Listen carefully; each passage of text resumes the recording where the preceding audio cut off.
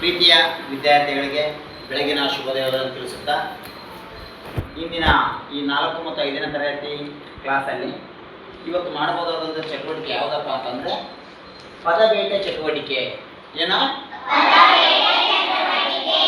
Sir, ಏನು sir ಇದು ಪದಬೇಟೆ ಚಟುವಟಿಕೆ ಅಂತಂದರೆ, ಈಗ ನಾನು ನಿಮಗೆ ತಿಳಿದಿರೋ ಮಟ್ಟಿಗೆ 10 ಪದಗಳ ಬರ್ದಿದ್ದೀನಿ ನಾನು ಬೋರ್ಡ್ ಮೇಲೆ, ಹೌದಾ? ಈಗ ನೀವು ಮಾಡಬೇಕಾಗಿರೋದು ಏನಪ್ಪ ಅಂತಂದರೆ ಈ 10 ಪದಗಳನ್ನು ಬಳಸಿಕೊಂಡು ಒಂದು ವಾಕ್ಯ ರಚನೆ ಮಾಡಬೇಕು. ಆ ವಾಕ್ಯಗಳಿಂದ ಒಂದು ಕಥೆ ರಚನೆ ಮಾಡಬೇಕು. ಅರ್ಥ ಆಯ್ತಾ? ಅರ್ಥ ಆಯ್ತಾ? ನೀವು ಇಲ್ಲಿರೋ ಪದಗಳನ್ನೆಲ್ಲ ಬಳಸಿಕೊಂಡು ಏನು ಮಾಡಬೇಕು, ಒಂದು ಕಥೆಯನ್ನು ರಚಿಸಬೇಕು, ಹೌದಾ?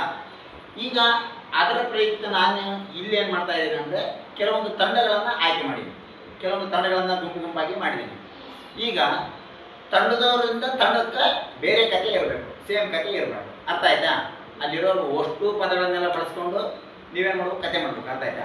ಈಗ ನಾನೊಂದು ಉದಾಹರಣೆ ನಾನು ಕೊಡ್ತೀನಿ. ನಾನೊಂದು ಕತೆ ಏನಂತಂದರೆ, ಇಲ್ಲಿರೋ ಪದಗಳನ್ನೇ ಬಳಸ್ಕೊಂಡು ನಾನು ಶಾಲೆಗೆ ಹೋದೆನು.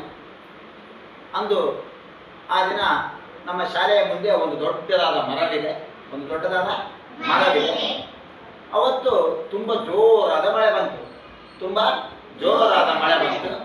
ಆಗ ಆ ಮರದಲ್ಲಿದ್ದ ಪಕ್ಷಿಗಳೆಲ್ಲ ಆ ಮರದ ಆಶ್ರಯವನ್ನು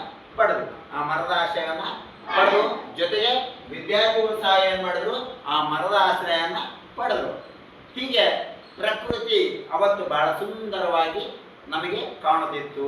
ಅರ್ಥ ಆಯ್ತಾ? ನಾನು ಈ ರೀತಿಯ ನಾನೇನು ಮಾಡಿದೆ, ಕಥೆಯನ್ನು ರಚನೆ ಮಾಡಿದೆ. ಹೌದಾ? ಅದೇ ರೀತಿಯಾಗಿ ನೀವು ಸಹ ಏನು ಮಾಡಬೇಕು, ಅಲ್ಲಿರೋ ಶಬ್ದಗಳನ್ನೆಲ್ಲ ನೋಡಿ ನೀವೇನು ಮಾಡಬೇಕು, ಕಥೆಯನ್ನು ಮಾಡ್ಕೋಬೇಕು. ಈಗ ನಾನು ತಗೊಂಡಂಥ ಶಬ್ದಗಳು ಯಾವಪ್ಪ ಅಂದರೆ, ಮರ ತಗೊಂಡೆ, ಶಾಲೆ ತಗೊಂಡೆ, ವಿದ್ಯಾರ್ಥಿ ತಗೊಂಡೆ, ಮಳೆನೂ ತಗೊಂಡೆ, ಪಕ್ಷಿನೂ ತಗೊಂಡೆ, ಪ್ರಕೃತಿನೂ ತಗೊಂಡೆ ತಾನೇ? ಹೌದಲ್ಲ? ಅದೇ ರೀತಿಯಾಗಿ ನೀವೇನು ಮಾಡಬೇಕು, ಇಲ್ಲಿರೋ ಶಬ್ದಗಳನ್ನೆಲ್ಲ ಬಳಸ್ಕೊಂಡು ನೀವೇನು ಮಾಡಬೇಕು, ಕಥೆಯನ್ನು ರಚನೆ ಮಾಡಬೇಕು. ಅರ್ಥ ಆಯ್ತಾ? ಸರಿ.